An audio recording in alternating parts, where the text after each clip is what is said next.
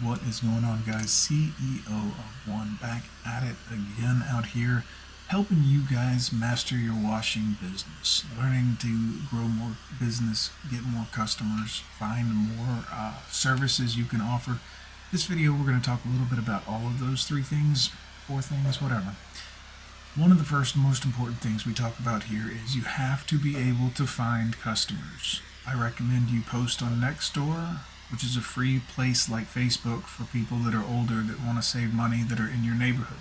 Nextdoor works off of a radius system, so it'll be people that are in your radius. The nice thing about this is if you get jobs through Nextdoor, it will likely be within inside of your 20-mile radius of where you are, maybe even 10-mile radius if you set it that way, so that you aren't driving 4 hours to get to a job, which I never recommend for anything.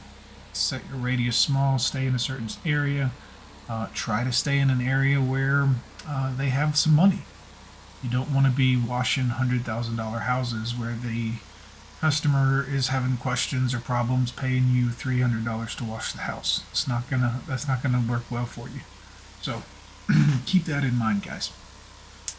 Nextdoor is good. Facebook is another one. Facebook groups are a great place. No, you can't spam them, but you can post a picture and a phone number every now and again. Say, hey, here's a before and after. Give me a call. Pressure washing, roof cleaning, whatever. I recommend that. We've gotten a lot of business doing both of those. Excuse me. I hadn't had a lot of luck with Facebook advertising, but that is what it is. But for free, you can get business through Nextdoor for free. You can get some business through some Facebook groups for free like that, and that is very beneficial early on.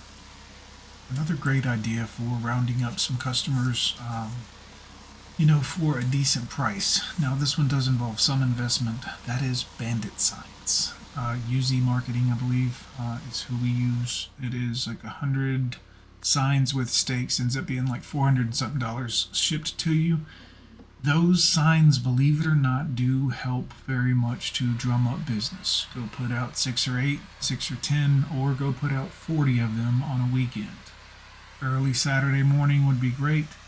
Find places where they're going to be, Walmarts, Lowe's, Home Depots, outside of buildings like that, shopping centers that get a lot of traffic in your area. Try to stick to the areas that are more affluent or have more money. Obviously, you don't want to waste marketing material in low income places that may not be able to afford your services. That just is what it is. That is a business technicality you have to deal with. Who do you want to be your customers? And I don't mean that from a... Best way to say it is think about where the money is. You want your customers to be the ones that can afford you for your services that you're providing, especially if you're offering a high dollar, high end luxury service for people who are fancy. And I love to say it like that because I love my customers. They are people who can afford to pay me for my service. This is kind of how you have to think about it in this line of business. Bandit signs are great.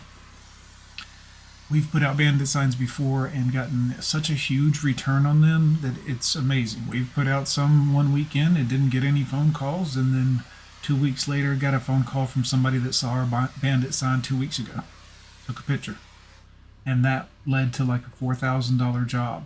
I think the first one was like 1,000, the other one was like 3,000. But bandit signs are great. They do have some cost associated, but it is what it is. We've tried Facebook marketing. We've put a sponsored ad on Nextdoor before, and frankly, on Nextdoor, I had even better luck on the free posts than I ever did on any sponsored business post. I think people, kind of connect with you more as a neighbor when you are someone posting an individual post as a person on Nextdoor rather than a paid advertisement on Nextdoor. So that's just what I've found. Facebook is iffy. The groups sometimes produce leads, like we said, but not much. And the ads, I wouldn't waste another dollar on Facebook ads. I haven't been impressed with any of it whatsoever, ever. And that's over like 10 years, different businesses. That's just how that is. I've heard some people like to use Angie's List to get leads that way. I never really liked the Angie's List thing. I know it can make your phone ring because when we were going to sign up for it, we started getting phone calls all day for stuff that weren't services we offered. basically. So that wasn't helpful, and they like to charge you for leads and all this, and then if you get paid, it's just a no bueno. Same thing with Thumbtack, which is another program you can use to find leads for different services. You're basically on those apps, you're basically competing to put in a bid against 10 other people in your city that also want to put in a bid. And some of those people that are putting in a bid are just going to be the chuck in the truck that's going to say, I'll do it for $99, at which point you and everybody else loses who might have actually been skilled or had equipment investment, insurance, etc. So another thing to think about is word of mouth. Word of mouth is big. If you've done someone's driveway in your area, they may be able to refer you to someone, and that will help. It also helps if your customers can give you reviews on Google. This will help your business seem more legitimized, and it will help other people appreciate that your customers are leaving you positive reviews as opposed to negative ones. This is a good thing. Another thing I recommend is try to ask your customers for a referral. Hey, do you know anyone? We offer a 10% referral fee to you, and we'll pay you a little bit of something on it. You know what I mean? Like these types of things, anything like that that's going to help you to get more customers. I don't like doing any kind of door-to-door. I know some people are big on, well, just door-to-door sales and soliciting. And guys, I never buy from anyone that comes to my door, and I never buy to anyone that calls my phone to solicit my business. I hate those types of people and those predatory companies that are like, we're going to call this person's business phone knowing they're going to answer it and then solicit advertising from them. That is so shisty. So shady, guys. I never spend money with those people. I tell them when they call, if they spam me on my business phone, I'm like, this is a phone for business. I'm up on a roof. I'm down. I don't have time to stop and well, you're going to make your website. No. So don't resort to that door-to-door tactic and this spam calling people. And no. You can also get with city and do out like mailers. A lot of companies will have mailers they can send out to certain neighborhoods. So you can say, I want to send it to everyone in this zip code or this subdivision. That's something you can try. It's pricey. We've spent, I think it's like $300-$400 a pop, depending on the size area or neighborhoods you're sending it to. And we've done it a few times and just had really mixed results. We've gotten 1 or 2 jobs from it, but I don't know if it was enough to, offset the $1,000-$2,000 we've spent sending out mailers over the last few years.